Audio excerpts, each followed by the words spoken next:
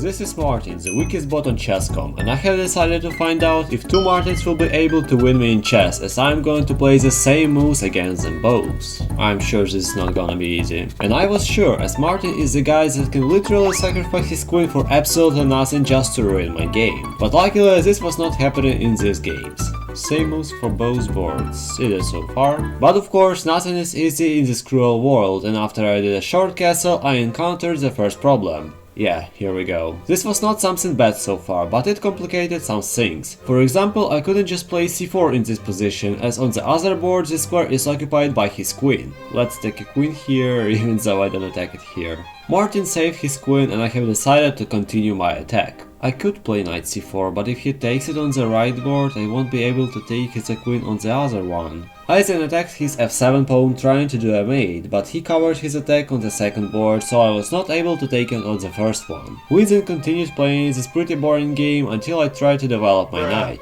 Man, this is stupid. I cannot take the queen as I cannot take my own knight. And yes, that was the worst problem in this challenge. Whatever I was doing, he would do different moves on both boards, and as here for example, I couldn't take the knight. In the end, I did a fatal mistake as I couldn't play d5 on the other board, so I needed to resign and start the new game. Yes, I knew this won't be easy. The game started in the same way as before, as Martin was playing the same moves again. Let's not overthink it and let's just cover with my knight. Yep, I can take it. But that was not the biggest problem, as I couldn't expect this. Yep, that is almost a mate. Can't go here, okay, then king e2. And these two knights continued to completely destroy my position. I played some random moves as I didn't really know what should I do in this kind of situations. I had an idea to win a queen using this fork, but let's just say it didn't happen. Yeah, I can't do a fork, and I even can't take the bishop because of this visitor right here. And it didn't happen just like the win in this game. TSPMO, bro. After getting absolutely cooked in that game, I just started a new one as I really like to be beaten up by two Martins at the same time. The same story happened here, he just copied his moves on both chess boards. That didn't last for long though, as he have decided to play different variants of Sicilian defense. Let's attack the queen over there. But little did I know that my bishop was under attack as well. Yeah, that was expected, we just lost our bishop. The game continued though, as well as Martin's brilliant queen sacrifice. What is that?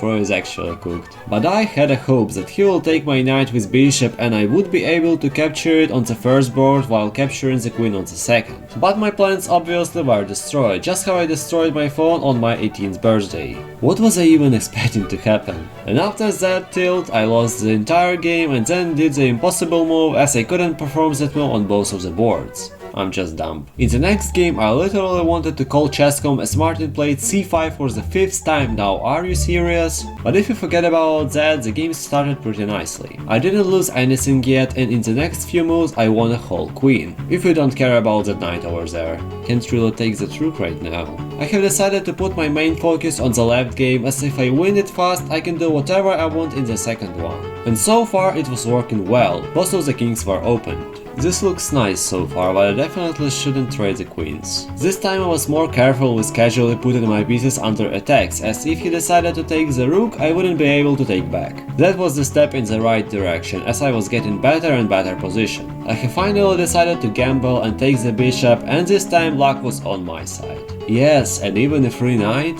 That's pretty good. But even though I had a lot of pieces, I couldn't really do a lot, as some pieces weren't present on both of the boards. I'm going to risk it and take the rook. No, my queen. From this moment I understood that the only way I can win this is by winning the first game and then by finishing the second one. Luckily my unmovable pieces still could attack something, even though they couldn't take anything. But as they say, the threat is stronger than the execution. I continued with the same mindset, and in the end I was left with just a few pieces, and that was the time to take the right decision. Should I take that knight and win the first game, or is it a bad idea?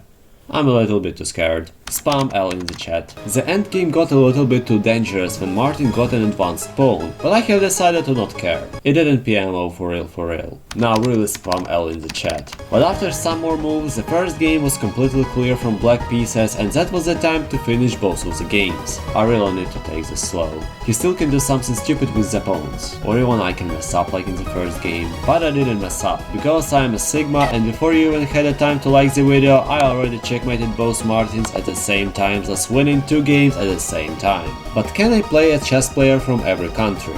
Subscribe to not miss that, because I'm currently 80% through the challenge. Cranberry.